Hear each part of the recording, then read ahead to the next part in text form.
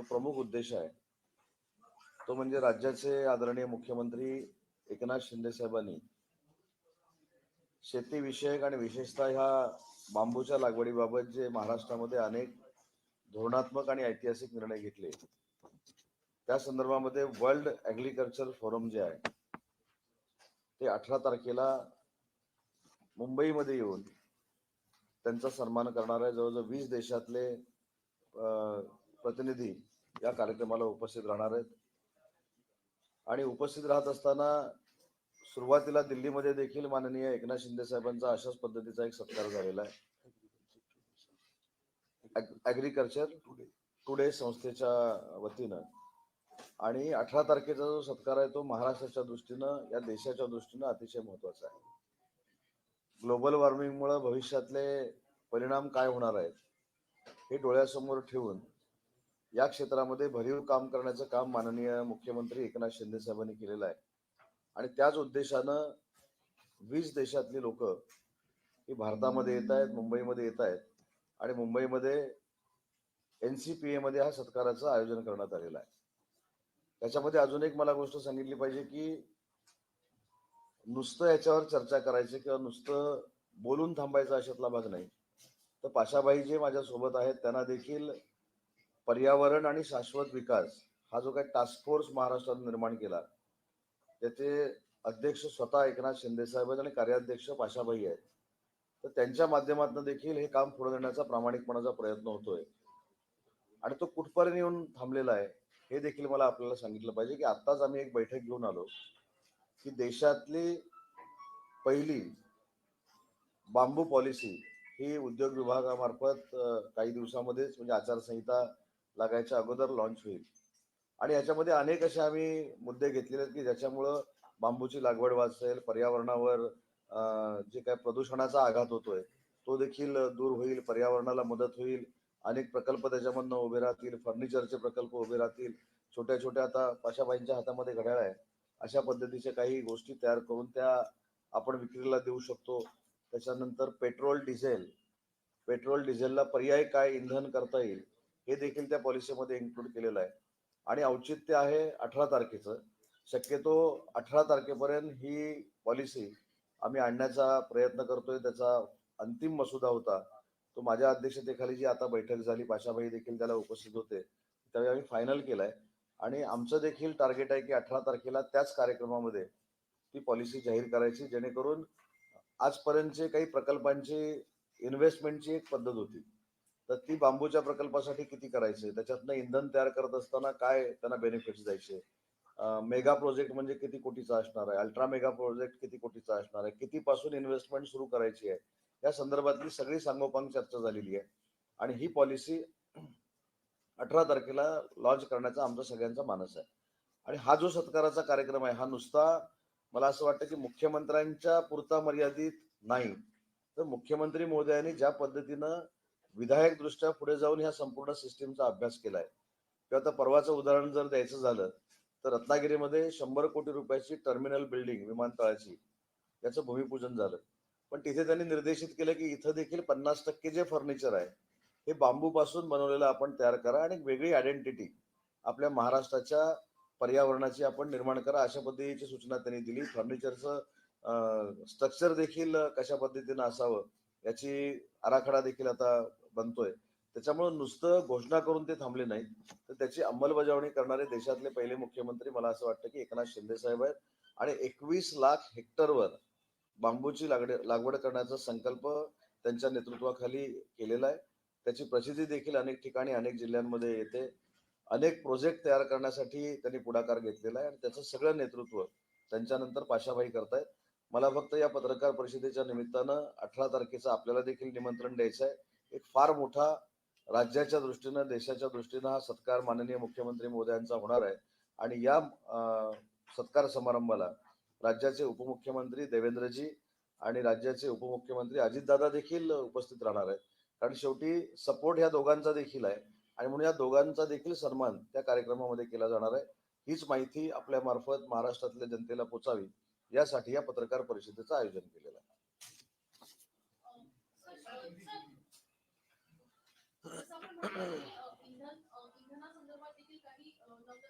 योजना लागू करता येईल का या संदर्भात विचार सुरू आहे तर त्याच्यावर काही वर्कआउट झाले का? पण पेट्रोल आणि डिझेल संदर्भात अनेकदा खरं तर त्याच्यावर वर्कआउट करण्याचा प्रयत्न केलाय पण नाही, याच्यावर माझ्यापेक्षा पाशाबाई चांगलं सांगू शकतील. पण एक मात्र सांगतो मी की डिझेल आणि पेट्रोलला पर्याय देणं ही आता काळाची गरज बनलेली आहे आणि त्यातलं देशातलं पहिलं पाऊल अशा माध्यमातून महाराष्ट्र सरकार टाकतं, याच्याबद्दल मला अभिमान देखील आहे आणि ते एकनाथ शिंदे साहेबांच्या नेतृत्वाखाली टाकतंय. परंतु ते कशा पद्धतीने टाकतंय, त्याची नक्की रिक्वायरमेंट किती आहे, आम्ही कशा पद्धतीनं पुढे जाणार आहोत, काय करणार आहोत, त्याच्याबद्दल पाशाबाई सांगतील. आपल्या सगळ्यांच्या माहितीसाठी सांगतो,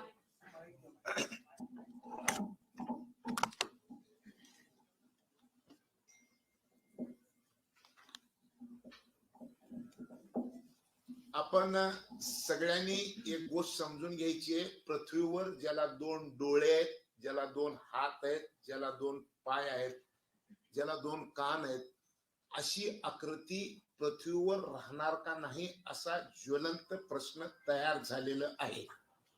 याच्यात सगळ्यात महत्वाचं कारण काय की पृथ्वीवर हवेत कार्बनचं प्रमाण किती जर झालं तर माणूस जात जिवंत राहणार आहे. हवेमध्ये 350 ppm कार्बन कॉन्सन्ट्रेशन जर असेल तर जीव जंतू पृथ्वीवर अबाधित राहतील. त्याच्यापेक्षा जर जास्त झालं तर मानव जातीला धोका आहे.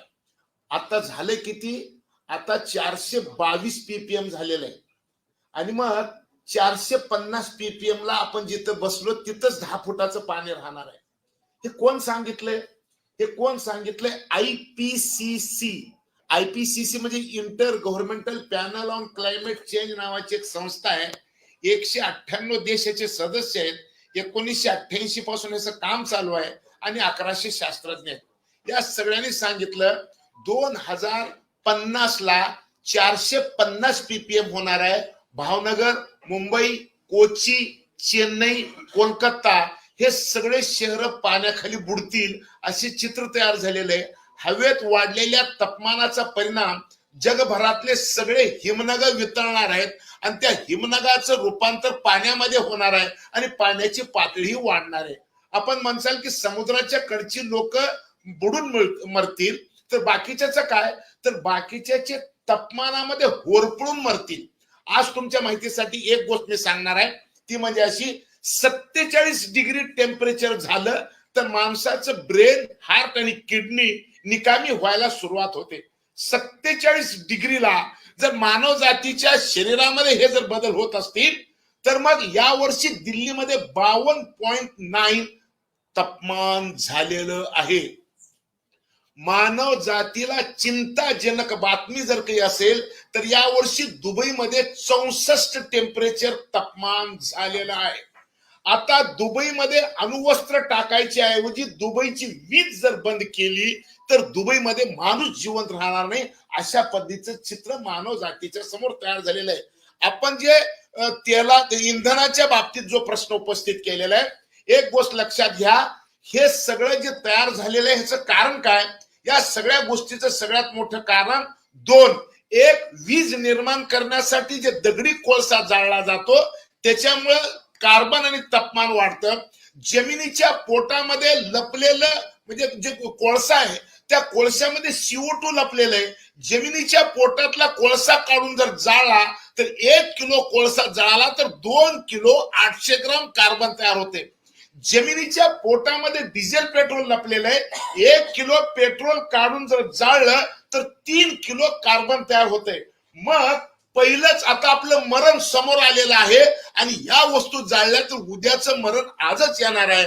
मग हे जर मानव जातीचं समोरचं मरण जर टाळायचं असेल तर मानव जात पण जिवंत पाहिजे आणि माणसाला इंधन पण पाहिजे. मग इंधनाची गरज कशी भागवायची? तर 1931 मध्ये ब्राझील नावाच्या देशामध्ये पहिल्यांदा इथेनॉल निर्मितीची सुरुवात झाली आणि ह्याला पॉवर अल्कोहोल नावाचा शब्द वापरला जायचं. आता ते 2001 मध्ये आपल्या देशामध्ये अटलजीचं सरकार आल्यानंतर सुरू झालं आणि आता ते 20% इथेनॉल वापरायचं सुरू झालं. पण आता इथेनॉल कशापासून तयार होतं? इथेनॉल ऊसापासून तयार होतं, ऊस गव्हापासून तयार होतं, तांदळापासून तयार होतं, तांदळाच्या आणि गवताच्या कसपटापासून सुद्धा तयार होतं. परंतु ऊस सगळ्यात जास्त जिथं फ्लड एरिया आहे तिथंच येतं. सगळ्या जगाला काही आपण ऊसापासून इथेनॉल देऊ शकणार नाही. आणि मग सगळ्या जगाला जर इथेनॉल जर द्यायचं असेल, असली कुठली वस्तू आहे? ती एकच वस्तू आहे, त्याचं नाव बांबू आहे. काश्मीर पासून कन्याकुमारी पर्यंत सगळ्या ठिकाणी बांबू येतंय. ऊस व म्हणजे ऊस उत्तर प्रदेश आणि महाराष्ट्र जर सोडलं तर ऊसाची शेती बाकीच्या ठिकाणी होऊ शकत नाही. पण बांबूची शेती काश्मीर पासून ते कन्याकुमारी पर्यंत प्रत्येक राज्यामध्ये होती. बांबूचं आणि ऊसाची जर तुलना करायची असेल तर 1 हेक्टर ऊस लावलं तर 2 कोटी लिटर पाणी लागतंय आणि 1 हेक्टर बांबू लावलं तर 20 लाख लिटर पाणी लागतंय. 1 टन ऊस गाळलं तर 80 लिटर इथेनॉल निघतं आणि 1 टन बांबू गाळलं तर 200 लिटर इथेनॉल निघतं. बांबूत आणि ऊसात फरक काय? ऊसापेक्षा 10 पट पाणी कमी लागतं आणि 5 पट उत्पादन जास्त येतं. हे चमत्कार आहे. आणि म्हणून आता आपणाला बांबू पासून इथेनॉल सुरू करायचंय. बांबू पासून इथेनॉल जगात कुठं सुरू आहे का? हा, बांबू पासून इथेनॉलची रिफायनरी 15 दिवसामध्ये सुरू होते. कुठं? आसाम मध्ये. आसामची राजधानी गुवाहाटी. आसामच्या गुवाहाटी पासून 250 किलोमीटरवर नुमालीगड रिफायनरी नावाचं एक नुमालीगड नावाचं गाव आहे. तिथं नेदरलँड, फिनलँड आणि भारत सरकारच्या वतीनं 5 लाख टनापासून 2 कोटी लिटर इथेनॉल निर्मितीचं जगातलं पहिलं प्रयोग पूर्ण सुरू होऊ लागलेलं आहे. आणि ते सुरू झाल्यानंतर मेड इन इंडिया म्हणजे फक्त म्हणजे आता नेदरलँड आणि फिनलँड त्याच्यामध्ये इन्व्हॉल्व आहे. परंतु भविष्यामध्ये म्हणजे 1 वर्षाच्या आत मेड इन इंडियाची टेक्नॉलॉजी महाराष्ट्राचे मुख्यमंत्री एकनाथ शिंदे आणि उद्योग मंत्री उदय सावंत यांच्या नेतृत्वात हे महाराष्ट्रामध्ये होणार आहे. ही काळ्या दगडावरची पांढरी रेख. मी त्याचे पेपर सुद्धा तुम्हाला द्यायला तयार आहे. आता विषय असा आहे, आपल्याला जगायचंय काय? आपल्याला जर जगायचं असेल फॉसल फ्युएल म्हणजे डिझेल पेट्रोल जाळायचं काम करावं लागणार आहे. ते बांबू पासून होणार आहे. आणि दुसरी गोष्ट, दगडी कोळसा जाळायचं बंद करायचंय. दगडी कोळसा जाळायचं जर बंद करायचं असेल तर बायोमास यूज करायचंय. बायोमास म्हणजे काय? बांबू आहे. बांबू म्हणजे काय? 1 किलो दगडी कोळसा जर जाळला तर त्याचा उष्मांक किती आहे? 4000. 1 किलो दगडी कोळसा जर जळाला त्याचं उष्मांक म्हणजे कॅलरिफिक व्हॅल्यू 4000 आहे. बांबूचं बी उष्मांक 4000 आहे. 1 किलो दगडी कोळसा जाळला काय आणि 1 किलो बांबू जाळला काय? मी तुम्हाला फक्त एका लाईनीमध्ये सांगतो. जमिनीच्या पोटामध्ये जी ऊर्जा लपलेली आहे ती काढून जाळून उद्याचं मरण जवळ करण्यापेक्षा हवेतलं कार्बन ओढणे आणि हवेत सोडणे. बांबू कार्बन हवेतलं खातो आणि हवेत सोडतो. हे सायकल तयार करायचे. आणि म्हणून आपणाला आता हे मानव जात वाचवायची असेल, डिझेल पेट्रोल जाळायचं कमी करायचं, कोळसा कमी करायचं. ह्याला पर्याय बांबू आहे. आणि तसं औद्योगिक धोरण आता उदय सामंत साहेबांनी महाराष्ट्र शासनाच्या वतीने केलेलं आहे. मी तुम्हाला शेवटची गोष्ट सांगतो, एक शेवटची गोष्ट. 18 सप्टेंबरला महाराष्ट्राच्या मुख्यमंत्र्याचं स्वागत मुंबईमध्ये होत आहे. हे स्वागत समारंभ वॉशिंग्टन DC मध्ये ठरलेलं होतं गेल्या महिन्याच्या 27 तारखेला. परंतु निवडणुका समोर असल्यामुळं महाराष्ट्राच्या मुख्यमंत्र्यांनी असमर्थता व्यक्त केली की मी नम्रपणे वर्ल्ड ऍग्रिकल्चर फोरमला त्यांनी विनंती केली. डॉक्टर रेबनगे नावाचे नेदरलँडचे माजी कृषी मंत्री आणि आता ते वर्ल्ड ऍग्रिकल्चर फोरमचे अध्यक्ष आहेत, त्यांना त्यांनी विनंती केली की माझ्या व्यस्त कार्यक्रमामुळे मी आता वॉशिंग्टनला येऊ शकत नाही. तर त्या रेबनगे साहेबाचं मन मोठं. ते म्हणले, साहेब आपण जग वाचवायचं काम हातात घेतलेलं आहे म्हणून तुम्ही वॉशिंग्टनला येण्याच्या ऐवजी आम्ही मुंबईमध्ये येतो. 20 देशाचे प्रतिनिधी 18 सप्टेंबरला मुंबईमध्ये येऊन सत्कार करणार आहेत. आणि त्या दिवशी वर्ल्ड बांबू डे आहे, जागतिक बांबू दिवस आहे. आणि त्या दिवशी हा कार्यक्रम मुंबईमध्ये कशामुळे झालेला आहे? एक गोष्ट लक्षात घ्या. युनायटेड नेशन ऑर्गनायझेशनचे जनरल सेक्रेटरी अंटोनियो गुटेरस यांनी काय सांगितलं? तापमान वाढीचं युग संपलेलं आहे, होरपळीच्या युगाला सुरुवात झालेली आहे.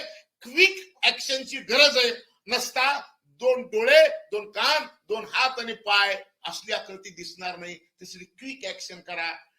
क्विक ऍक्शनची अपेक्षा युनायटेड नेशनच्या जनरल सेक्रेटरीने केली, ती अपेक्षा जगामध्ये जर कोण पूर्ण श्वास नेण्याचा प्रयत्न केला असेल तर त्या माणसाचं नाव आहे एकनाथ शिंदे.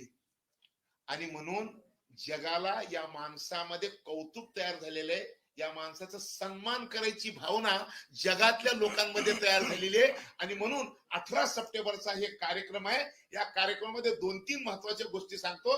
सगळ्यात महत्वाची गोष्ट काय, ग्रीन महाराष्ट्र.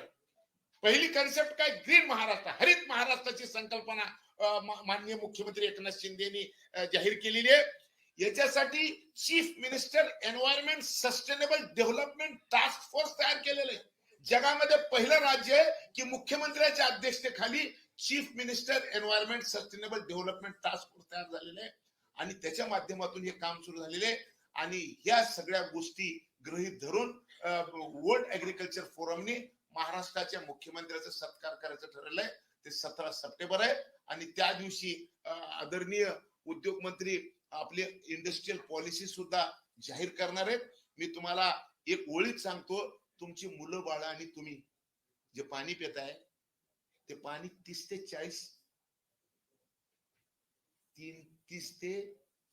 40 गुणाचं पाणी आहे. 350 TDS पाणी जर पिलं तर तुमची हाडं, तुमचे गुडघे सुरक्षित राहतील. पण तुम्ही 30-40 TDS पाणी पिऊ लागलेलं आहे. ह्या पाण्यामध्ये सुद्धा बदल करायचा असेल तर हे सुद्धा आम्ही विचार केलेला आहे. पाणी असो, हवा असो, वीज असो, आणखीन इंधन असो, या सगळ्या गोष्टीचे प्रश्नाची उत्तर आपल्याला ऐकायला मिळणार आहेत. या सगळ्या गोष्टीची चर्चा जगामध्ये करणार एकच राज्य आहे महाराष्ट्र, आणि तिथं काम सुरू झालेलं आहे महाराष्ट्र, आणि त्या राज्याचे मुख्यमंत्री एकनाथ शिंदे साहेब आहेत. आणि म्हणून जग त्यांचं कौतुक करणार आहे. त्या कौतुक सोहळ्याचं आपण सगळेदार साक्षीदार व्हावं आणि सगळ्या महाराष्ट्राला ही गोष्ट पोहोचवावी. आपली मानव जात वाचवण्यासाठी जे प्रयत्न आहेत ते प्रयत्न आपण सगळ्यांनी करू. मी तुम्हाला लास्ट लाईन सांगतो. दुबईमध्ये वर्षाचं पर्जन्यमान 70 मिलीमीटर आहे, परंतु 1 महिन्यापूर्वी दुबईमध्ये 170 मिलीमीटर पाऊस पडलं. 2.5 वर्षाचं पाऊस 1 दिवसात पडलं. हे तुमच्या माझ्या समोर, तुमच्या माझ्या अस्तित्वाच्या समोर प्रश्नार्थक चिन्ह आहे. तुम्ही मी जगू का नाही याचं एक सगळ्यात मोठं हे आहे, प्रश्न आहे. दुसरं, 18 डिसेंबर 2023 तुतीकोरीन तामिळनाडूमध्ये 960 मिलीमीटर पाऊस 1 दिवसात पडलं. 3.25 फूट पाऊस 1 दिवसात पडलं. तुम्ही मी वाचूत का? जगामध्ये सगळ्यात जास्त थंडी चीनमध्ये पडलेली. ही सगळ्या प्रश्नाची उत्तर पर्यावरणावर आहेत आणि पर्यावरण सुधारल्याशिवाय तुम्ही मी वाचू शकणार नाही. एवढी मोठी आपल्या सगळ्याच्या जीवनाशी भिडलेली गोष्ट आहे आणि ह्याची सगळी चर्चा 18 सप्टेंबरला होणार आहे. ही गोष्ट आपण आपल्या माध्यमातून सगळ्या जनतेपर्यंत कळवावी. तुम्ही बी समजून घ्यावं एवढंच अपील करतो आणि माझं बोलणं थांबवतो. नाही पाशा साहेब, मला तुम्हाला एक प्रश्न विचारायचा. बांबू पासून इथेनॉल ही काय नवीन कन्सेप्ट नाहीये. 2017ला माननीय पंतप्रधान नरेंद्र मोदी यांनीच ही मूळ कन्सेप्ट समोर आणली की बांबू पासून इथेनॉल बनवायचं आपण इंडस्ट्री खोलू. पण आपलं जे महाराष्ट्र बोर्ड आहे, महाराष्ट्र बांबू बोर्ड, महाराष्ट्र बांबू विकास मंडळ, हे मंडळ म्हणतं की बाल्कोआ नावाची जी प्रजाती आहे ती बाल्कोआ नावाची प्रजाती लावा. बाल्कोआ नावाची प्रजाती लावून वर्धा, मला मी उदाहरण देतो, वर्धा, चंद्रपूर, यवतमाळ व नागपूर येथे 150 एकरामध्ये बाल्कोआ प्रजाती लावली गेली. त्यातली 40% प्रजाती प्री मॅच्युअर फुलांमुळे मृत पावली. मग असं जर असेल आणि आपण जर टेंडर काढून जर 20-25 रुपयाला मिळणारी बांबूची रोपं 170 आणि 180 रुपयाला जर आपण विकत घेत असू तर मग तुम्हाला काय वाटतं की हे कितपत हे आहे? ठीक आहे, सगळं मान्य तुमचं. एक मिनिट, तुमचं सगळं मान्य. तुम्ही जागतिक उदाहरणं दिली, नेदरलँड, फिनलँड वगैरे. कोकणामध्ये हा प्रयोग माननीय मंत्री महोदय बसले, आमच्या रत्नागिरी जिल्ह्यात सुद्धा बांबू लागवड ही पूर्वीपासून होते. आता जर नाही हे कन्सेप्ट, पण बांबू पासून रिफायनरी 2022 ला सुद्धा एक अग्रीमेंट झालं होतं. त्यावेळेस सुद्धा तुम्ही अशी जी घोषणा केली होती. कोण ते नागार्जुन ग्रुपच्या कोणतरी डॉक्टर बनब्रीचा पांडे करून कोणतरी आहेत, त्यांच्या तुम्ही आणि त्यांच्यामध्ये तुमच्यामध्ये काहीतरी एक सामंजस्य करार झाला. आता हे खोटं असेल, माझी माहिती जर खोटी असेल तर मला तुम्ही हे करा. सर हा, जगामध्ये 1642 जाती बांबूच्या आहेत. 1642 बांबूच्या जाती कशासाठी आहेत? उपयोग बदलला की बांबूची जात बदलती. नंबर 1. आपण जो उदाहरण दिलात बल्कोवाचं, बल्कोवा हे अधिक उत्पादन देणारी जात आहे. याला बियाणं येत नाही आणि ही याची एक वेगळी जात आहे. ह्याचं यील्ड सगळ्या जातीपेक्षा चांगलं आहे आणि म्हणून सरकारने बल्कोवाची शिफारस केली. दुर्दैव असं आहे की ह्याचे सायंटिफिक रिझन जर काही असेल तर सायंटिफिक रिझन असं आहे की टिश्यू कल्चरची जात आहे. हे टिश्यू कल्चरच्या बाटल्या फिरवताना 8 वेळेस फिरल्या का 11 वेळेस फिरल्या हा महत्वाचा आहे. सगळ्या टिश्यू कल्चरला अधिक पैसे कमवायच्या नादामध्ये 8च्या ऐवजी 11 राऊंड करतात आणि ते 11 राऊंड झाल्यामुळं त्याला लवकर फुलोरा येत असतो. मी forest research institute Dehradun number 1, मी rainfed forest research institute Jorhat Assam, Kerala forest research institute, अशा सगळ्या फॉरेस्ट रिसर्च इन्स्टिट्यूट मध्ये जिथं बांबूचं रिसर्च होतंय त्या ठिकाणी प्रत्यक्षपणे जाऊन बघितले. त्याच्यातले सायंटिफिक रिझन मी शोधून काढलेले आहेत आणि म्हणून या सगळ्या गोष्टीमध्ये सुधारणा, नवीन आहे, सुधारणा होणार. भारत सरकारच्या कृषी मंत्रालयाच्या वतीने ह्याचं पायाभूत सुविधा बदलण्यासाठी 100 कोटी रुपयाची ऑफर या 4 शासकीय संशोधन संस्थेला द्यायचं भारत सरकारने कबूल केलेलं आहे. गेल्या 15-20 वर्षामध्ये बांबूवरचं रिसर्च बंद होतं. आता बांबूचं रिसर्च पाशा पटेल देशभर जे काम करतो त्यासाठी रिसर्च सुरू झालेला आहे आणि भारत सरकारने 100 कोटी रुपयाची अपेक्षा म्हणजे त्यांना निधी प्रदान करण्याची हे केली आणि ते आता आपल्यामध्ये सुधारणा करणार आहेत. नंबर 1, एक गोष्ट लक्षात घ्या, ते एक म्हणजे एक डाग आहे, 1000 गोष्टीपैकी एक बारीक डाग ते पडलेलं आहे, ते सुद्धा पडू नये अशी आमची अपेक्षा आहे आणि महाराष्ट्र सरकार डोळ्यात तेल घालून त्याचा विचार करू लागलाय. आपण म्हणलात की डॉक्टर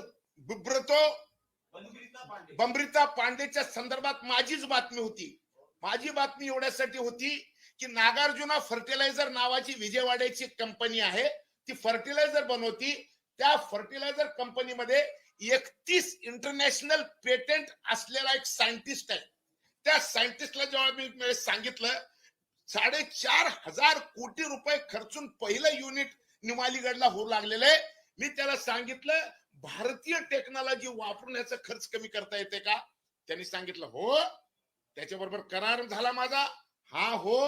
आणि आता त्याचे रिझल्ट तुम्हाला 6 महिन्याच्या आत सुद्धा दाखवू शकतो का? तर रिझल्ट कसं असतं, बाळ जन्माला 9 महिने लागतात आणि बाळाला मिशा फुटायला 21 वर्ष लागतात. संशोधन हे अशा पद्धतीने होत असते. हवा भरणे आणि वाढ ह्याच्यामध्ये फरक असतो आणि असा आता नॅचरल वाढ जी असते. मी तुम्हाला आणखीन एक सगळ्यात महत्वाची गोष्ट सांगतो.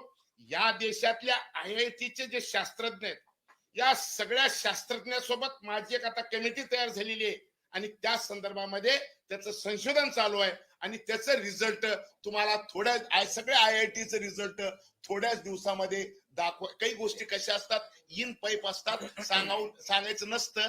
म्हणून मी तुम्हाला एवढं सांगतो, त्या दृष्टीनं फार पुढे आपलं रिसर्च गेलेलं आहे आणि त्याचं रिझल्ट तुम्हाला थोड्या दिवसामध्ये दाखवायचं काम करू. अजून एक महत्वाचा एक मिनिट अजून एक महत्वाच्या विषयाकडे आपलं लक्ष वेधतो. जो एसटीचा संप कालपासून पूर्ण महाराष्ट्रामध्ये काही ठिकाणी सुरू झालेला आहे, या संदर्भामध्ये आज राज्याचे मुख्यमंत्री आदरणीय एकनाथ शिंदे साहेबांनी सायंकाळी 7 वाजता सगळ्याच संघटनांच्या प्रतिनिधींना त्या ठिकाणी बैठकीला बोलवलेलं आहे. माननीय एकनाथ शिंदे साहेबांकडेच परिवहन विभाग असल्यामुळं अनेक निर्णय जे परिवहन विभागाचे झाले किंवा एसटीचे झाले, हे एसटीला नफ्यात आणण्यासाठी झालेले आहेत. त्याच्यातला एक महत्वाचा जो निर्णय झाला तो महिला भगिनींसाठी 50% तिकीट आणि 75 वर्ष पूर्ण असलेल्या वयोवृद्धांसाठी मोफत प्रवास. यामुळं एसटीची परिस्थिती आता बदलायला सुरुवात झालेली आहे आणि त्याचं एकमेव कारण माननीय मुख्यमंत्री एकनाथ शिंदे साहेब, दोन्ही उपमुख्यमंत्री आणि आमचं सरकार आहे. त्याच्यामुळे मला एसटीच्या सगळ्या कर्मचाऱ्यांना एक आवाहन करायचं आहे की सरकार हे तुमच्या सोबत आहे, सरकार हे सकारात्मक आहे. मला पूर्ण विश्वास आहे की संध्याकाळच्या 7 वाजताच्या बैठकीमध्ये निर्णयाप्रत बैठक होईल. परंतु असं असताना काही पत्रकार परिषदा किंवा काही बाईट्स मी असे बघितले युनियनच्या किंवा कुठच्या तरी संघटनेच्या काही पदाधिकाऱ्यांनी केलेले की मुख्यमंत्री महोदयांकडे फाईल बराच वेळ राहिली, असा गैरसमज पसरवून या जे आंदोलन चालू आहे, जे कर्मचाऱ्यांचं आंदोलन चालू आहे, त्याला कुठेही पक्षीय स्पर्श देण्याचा प्रयत्न कुणी करू नये ही माझी नम्रतेची हात जोडून विनंती आहे. आणि म्हणून कर्मचारी जो एसटीचा आहे हा आमच्या कुटुंबातला आहे, सरकार त्याला कुटुंब म्हणून ट्रीट करतं. त्याच्यामुळे संध्याकाळी 7 वाजताच्या बैठकीमध्ये कर्मचाऱ्यांसाठी जे काय करायचं सकारात्मक तो निर्णय माननीय एकनाथ शिंदे साहेबांच्या चर्चेमधनं नक्की होईल. परंतु माननीय मुख्यमंत्र्यांबद्दल गैरसमज पसरवण्याचं काम कोणी करू नये ही देखील मला नम्रतेनं विनंती करायची आहे. कारण जे आंदोलन आहे हे कर्मचाऱ्यांच्या न्याय हक्कासाठी आहे की याच्यातनं काहीतरी वेगळी दिशा देण्यासाठी आहे, याचा विचार देखील काही लोकांनी करणं गरजेचं आहे. काँग्रेस दलित संघटनेच्याच नेत्यांनी आरोप केलेला आहे. तुम्हाला वाटतं हे कामगारांचं आंदोलन आता राजकीय वळण लागलेलं आहे? नाही, कुठच्या पक्षाच्या व्यक्तीनं केलं हे तुम्हीच सांगितलं ते बरं झालं. म्हणून जरा शांततेनं बोलत होतो. तुम्हीच जर सांगितलं की काँग्रेस पक्षाच्या एका संघटनेनं हे केलं. जर सरकार कर्मचाऱ्यांच्या सोबत आहे, कर्मचाऱ्यांना जे काय हवंय नकोय ते सरकार जाणून घेणार आहे. त्याच्यासाठी 7 तारखेला माननीय मुख्यमंत्री महोदयांनी या सगळ्यांची बैठक केलेली होती. 20 तारखेला बैठक होणार होती, परंतु ज्या काही प्रसंग महाराष्ट्रामध्ये घडले त्याच्यामुळे ही बैठक पुढे गेली. पण बैठक पुढे गेल्यानंतर या सगळ्यांशी चर्चा करत असताना मी कॅबिनेट मंत्री म्हणून ती 20 तारखेला बैठक होऊ शकली नाही, याबद्दल मी दिलगिरी व्यक्त केली. त्याच्यानंतर सांगितलं की गणेशोत्सवाच्या निमित्तानं अशा पद्धतीनं हे आंदोलन करणं उचित आहे असं मला वाटत नाही. तुमच्या मागण्यांसाठी सकारात्मक सरकार आहे. त्याच्यामुळं 3000 बसेस आज माझ्या कोकणामध्ये जाणार आहे आणि त्यावेळी अशा पद्धतीचं आंदोलन करू नये हे मी स्वतः हात जोडून विनंती केली. पण असं केल्यानंतर जे दिलेलं पत्र होतं ते दिलेलं पत्र आणि आताच्या मागण्या ह्या थोड्याफार विसंगत वाटतायत. तर तसं होऊ नये हीच माझी विनंती आहे. आज संध्याकाळी 7च्या बैठकीमध्ये सगळ्यांनी यावं, त्यांचे त्यांचे मुद्दे मांडावेत आणि त्याच्यातनं मुख्यमंत्री महोदयांकडनं सकारात्मक निर्णय घेऊन जावं हीच माझी विनंती आहे. नाहक राजकारण करून तुम्ही आता म्हटलं काँग्रेसच्या कुठच्या तरी व्यक्तीने केलं, तर आता ती कृती समिती आहे. मला काल असं सांगण्यात आलं की आमच्या समितीमध्ये कोणी कुठच्या पक्षाचं नाही, कोणी काही नाही. संदीप शिंदे म्हणून जे आहेत आणि ताटे म्हणून आहेत त्यांच्या बरोबर ही सगळी मंडळी आलेली होती आणि त्यांनी मला सांगितलं याच्यामध्ये पक्षाचा काही संबंध नाही. तिथं हे देखील सांगितलं की अतिशय चांगल्या पद्धतीची एकनाथ शिंदे साहेबांनी बैठक घेतली, हे देखील त्यांनी मला सांगितलं. आणि आज मला आश्चर्याचा धक्का बसला. कदाचित त्या पक्षाच्या पक्षश्रेष्ठींकडनं कदाचित आदेश आलेला असावा. मला असं वाटतं की कृती समितीनं जे ध्येय धोरण त्यांच्या समोर ठेवलेलं आहे की कुठच्याही पक्षाचा स्पर्श न करता ते एकनाथ शिंदे साहेबांबरोबर कर्मचाऱ्यांच्या हितासाठी बोलणार आहेत. माझी तीच त्यांना विनंती आहे. टीका टिप्पणी करण्यापेक्षा जे काही तुमचं म्हणणं आहे ते 7 वाजताच्या बैठकीमध्ये आपण त्यांनी सांगावं. त्यांची मागणी होती मागच्या वेळेला जेव्हा ते आंदोलन त्यावेळेला त्या मागणीला पक्षाच्या लोकांनी जेव्हा ते विरोधी पक्षात होते पाठिंबा दिला होता. आता त्या संदर्भात सरकार सकारात्मक आहे. पहिली भूमिका अशी आहे की विलिनीकरणाच्या बाबतीमध्ये जे आंदोलन मागच्या वेळी ऍडव्होकेट गुणवर्धन सदावर्ते यांच्या नेतृत्वाखाली झालं त्यावेळी त्या सरकारमध्ये देखील सांगणारा मी पहिला असं होतो की जे एसटी महामंडळ चालतं हे वेगळ्या ऍक्टनुसार चालतं. त्याच्या विलिनीकरणापेक्षा तुमचे वेगळे जे प्रश्न आहेत जे कर्मचाऱ्यांच्या हिताचे आहेत ते आपण मांडावेत आणि त्याच स्तरावर आज ही सगळी चर्चा चालू आहे. काल कुठच्याही माझ्या देखील डिस्कशनमध्ये विलिनीकरणाचा मुद्दा पुढे आला नाही आणि कदाचित विलिनीकरणाबद्दलची पूर्ण भावना ही काही मंडळींना पटलेली असल्यामुळे ती तशी मागणी करत नसतील. साठी सरकार काय करणार आहे? कारण याच्यामध्ये सरकार आणि कामगारांच्या वाटण्यामध्ये कुठेतरी नाही मी सुधारणा करतो थोडं. एक मिनिट. काय होतं की एखाद्या प्रश्नामुळं अजून त्याच्यामधनं कुठेही सरकार आणि कर्मचाऱ्यांमध्ये वाद नाही. संपाची वेळ नाही नाही ऐकून घ्या. संपाची वेळ का आली हा संघटनांचा विषय आहे. कर्मचारी आणि सरकार याच्यामध्ये अजिबात वाद नाही, वाद घातलेला देखील नाही. कर्मचाऱ्यांना जे काय पाहिजे ते नक्की देण्याची भूमिका ऑलरेडी 7 तारखेला माननीय मुख्यमंत्री मोदयांनी घेतलेली होती. 20 तारखेला पुन्हा एकदा बैठकीचं आयोजन केलेलं होतं. परंतु ज्या सगळ्या सिच्युएशन माझ्यापेक्षा तुम्हालाच माहिती आहे, तुमच्याकडनंच आम्ही बघतो, त्याच्यामुळं त्या सिच्युएशन मध्ये त्या बैठकीला थोडाफार उशीर झाला. याचा अर्थ अशा पद्धतीनं गणेशोत्सवाच्या निमित्तानं असं आंदोलन करणं हे कितपत योग्य आहे याचं प्रत्येक आत्मचिंतन प्रत्येक संघटनाने केलं पाहिजे. जोडून घेतो फक्त. हे वाद नाही, माझं म्हणणं वाद नाही, वाद हा चुकीचा आहे. संप पुकारलाय. आज 1000 एसटी पुन्हा चालणार होते, उद्या 3500 एसटीचं ग्रुप बुकिंग आणि आरक्षण आहे. मात्र आता खासगी वाहतुकीकडे काही प्रवाशांचा ओढा आहे, चौपट ते तिप्पट भाडं आकारलं जातंय. त्यांना कसं या संदर्भामध्ये आज 7 वाजता योग्य तो निर्णय होईल. ज्या खासगी बसांकडनं प्रवाशांची जी लूट होते त्या संदर्भात काही गाईडलाईन्स आपण देणार आहात का? मी सांगितलं की 100% गाईडलाईन नाही, या बाबतीमध्ये निर्णायक भूमिका मुख्यमंत्री महोदय घेतील. आणि चाकरमानी कोकणामध्ये जात असताना जर आहे त्याच्यापेक्षा दुप्पट चौपट भाडं आकारण्याचा जर कोण प्रयत्न करत असतील तर त्या बैठकीमध्ये देखील याबद्दल योग्य ते निर्णय होतील. एकानं मला सांगितलं तर कळेल. गेल्या वेळेस जो संप चिघळला त्याला फक्त एकटे गुणवंत सदावर्ती जबाबदार होते असं नाही. भाजपचे एक आमदार गोपीचंद पडळकर यांनी जरा आक्रमक भाषा वापरली होती की नाही, एसटीचं विलिनीकरण म्हणजे सरकारी विलिनीकरण ते झालंच पाहिजे यासाठी त्यांनी अक्षरशः एसटी कामगारांना फाशी पाडलं. आणि आता काल का परवा त्यांचंच एक स्टेटमेंट आलं की एसटीचं विलिनीकरण शक्य नाही. आणि कर्मचारी संघटनांची हीच तर मागणी आहे की एसटीचं विलिनीकरण करा. मग आता हा विलिनीकरण असला मग आता असं वाटत नाही नाही नलावडे साहेब, माझी विनंती अशी आहे की प्रश्न विचारला तर बरं होईल मत मांडण्यापेक्षा. मी तेच विचारतो ना की त्यावेळेस जर भाजपच्या त्या आमदारांची भूमिका म्हणजे याचा अर्थ ती पक्षाची भूमिका नाही माझी परत एकदा विनंती आहे की आपण मत नंतर पण मांडू शकतो ना, दोघांना एकमेक भेटून बोलू शकतो. मला जर त्याच्यामधला प्रश्न विचारला तर बरं होईल. विधानसभा निवडणुका नोव्हेंबर मध्ये असल्याचे संकेत स्वतः मुख्यमंत्री एकनाथ शिंदे आणि शरद पवार यांच्याकडे मिळत आहे. तुम्हाला काय वाटतं कधीपर्यंत मला असं वाटतं की विधानसभेच्या निवडणुका कधी होतील हा प्रत्येक जण अज्युम करत असतो की बाबा आता होईल, उद्या होईल, 15 दिवसांनी होईल. पण याचा सर्वस्वी अधिकार हा निवडणूक आयोगाला आहे. त्याच्यामुळे निवडणूक आयोग जाहीर करेल त्यावेळी निवडणुका होतील.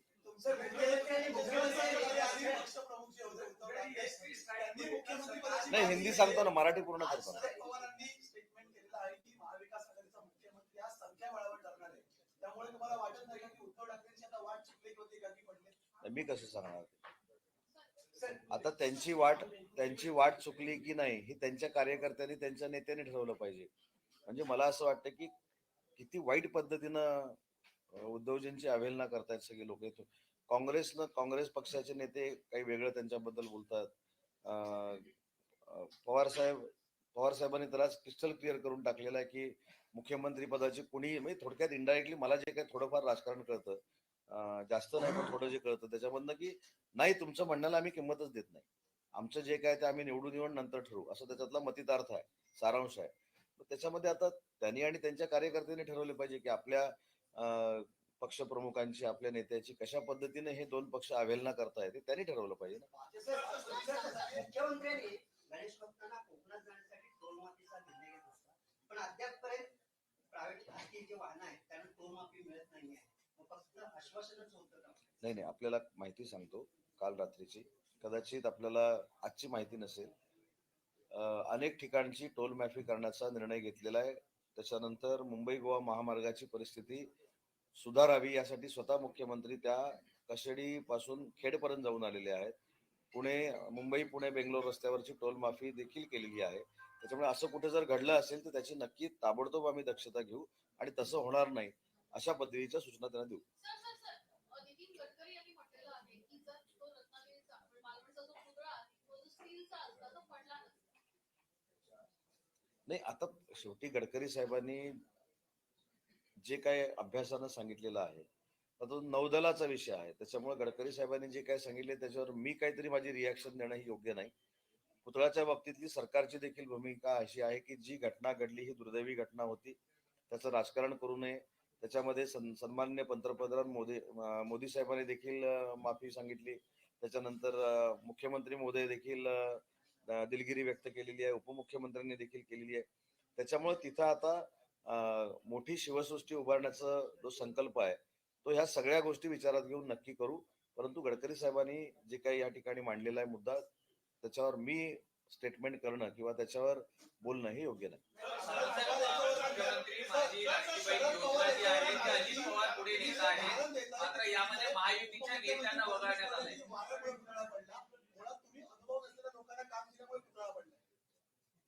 तुमच्याच माध्यमातून 4 दिवसापूर्वी एक मी मुलाखत बघितली आणि फोन ऐकला की आता मला एक्झॅक्टली कुठं सांगता येणार नाही की तिथल्या लोकप्रतिनिधींनी असं सांगितलं की तिथलं आजूबाजूच्या परिसराचं सुशोभीकरण जे केलं ते उभाटाच्याच एका कार्यकर्त्याने केलं. आता कशावरून त्याच्यामुळे डळमळीत झालं नाही त्याची पूर्ण चौकशी झाली पाहिजे ना. आज जसे आरोप प्रत्यारोप होत आहेत परंतु उभाटाच्या माणसानं काम घेतलं ह्याच्यावर कोणच बोलत नाही. आज मी देखील राजकारणामध्ये यायच्या अगोदर माझ्या वडिलांचा व्यवसाय बघायचो, जो व्यवसाय कॉन्ट्रॅक्टरच होता. त्याच्यामुळे एखादी बिल्डिंग उभी करताना त्याचा जर बुंदा कमकुवत असेल किंवा त्याचं फाउंडेशन कमकुवत असेल किंवा एखादी बिल्डिंग उभी करता असताना आजूबाजूला जर काम चालू असेल आणि त्याने काहीतरी ढिसूळ करून ठेवलेलं असेल तर त्याचा परिणाम देखील त्या बिल्डिंगवर होतो, हे मला बेसिक माहिती आहे. त्याच्यामुळे जर त्यांच्याच लोकप्रतिनिधीने सांगितले की उभाटाचाच माणूस काम करत होता, त्याच्यावर आपण काही चर्चाच करत नाही, तर माझं म्हणणं आहे की याची सखोल चर्चा झाली पाहिजे. नक्की कोणाकोणाकडे ही टेंडर होते हे देखील लोकांना कळलं पाहिजे.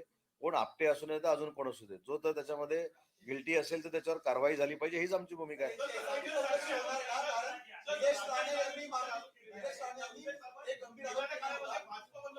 कोणी काल याच्यावर मी माझ्या परीनं माझ्या कोतीप्रमाणे उत्तर देण्याचा प्रयत्न केला. माझ्यासारख्या व्यक्तीनं राजन साळवींच्या टीकेवर बोलणं म्हणजे राजन साळवींना देशाचे नेते केल्यासारखं आहे. राजन साळवींनी 2004 पासून आतापर्यंतच्या लोकसभेमध्ये काय झालंय याचं स्वतःहून जर आत्मचिंतन केलं आणि उद्धवजींना त्याचा अहवाल दिला तर खरं कोण निष्ठावान आहे. आणि 2004 ला उदय सामंत राष्ट्रवादी काँग्रेस पक्षामधनं लढला तरी तुमची निष्ठा कुठे गेली होती याचा अहवाल उद्धवजींना दिला तरी पास आहे. त्यामुळे त्यांच्यावर बोलून मला त्यांना काही मोठं करायचं नाही आणि त्यांना जे काय माझ्याबद्दल बोलायचे ते बोलून घेऊ दे. त्यांचे मनसुबे रत्नागिरीकर कधीही साध्य व्हायला देणार नाही. त्यांनी त्यांचा मतदारसंघ सांभाळावा.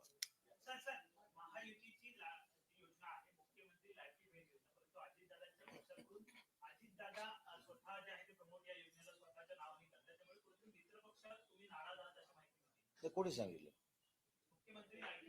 तुम्हाला आम्ही नाराज आहोत तुमच्यापर्यंत पोहोचलं कसं? सूत्र हाच प्रॉब्लेम आहे. कोणी नाराज नाही. शेवटी शिवसेना एक मिनिट आता कोणाचं उत्तर देऊ, हे देऊ की हे देऊ?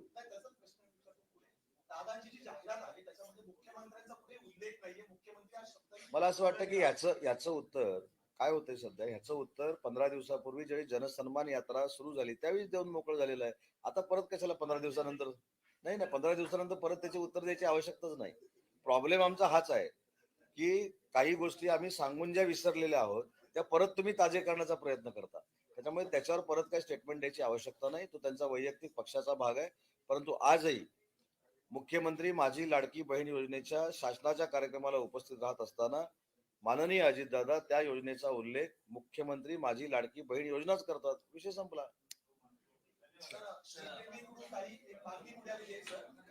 नाही आता राजकीय विचारू नका, पण राजकीय इथं बोललं की परत लोक चिडतात. इथं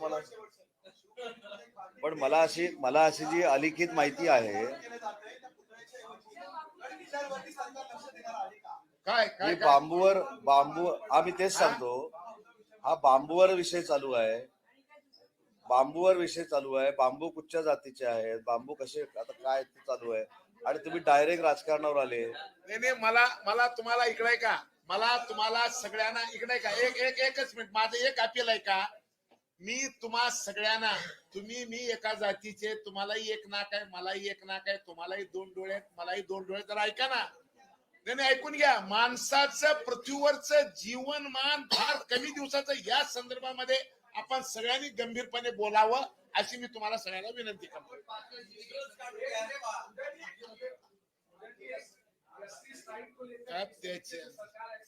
एसटी स्ट्राइक के बारे में आज शाम को 7 बजे माननीय मुख्यमंत्री एकनाथ शिंदे साहब के नेतृत्व में एक बैठक होने जा रही है। उसमें सरकार जो सकारात्मक है उनसे बातचीत होगी और मेरी आपके माध्यम से विनती है कि गणेश फेस्टिवल चालू है, तो जो संगठन इसमें शामिल है उनको भी मेरी विनती है, हाथ जोड़ के विनती है कि उन्होंने रुकना चाहिए, मीटिंग को आना चाहिए और जो हम सकारात्मक है गवर्नमेंट वो सुन के पूरा बंद करना चाहिए।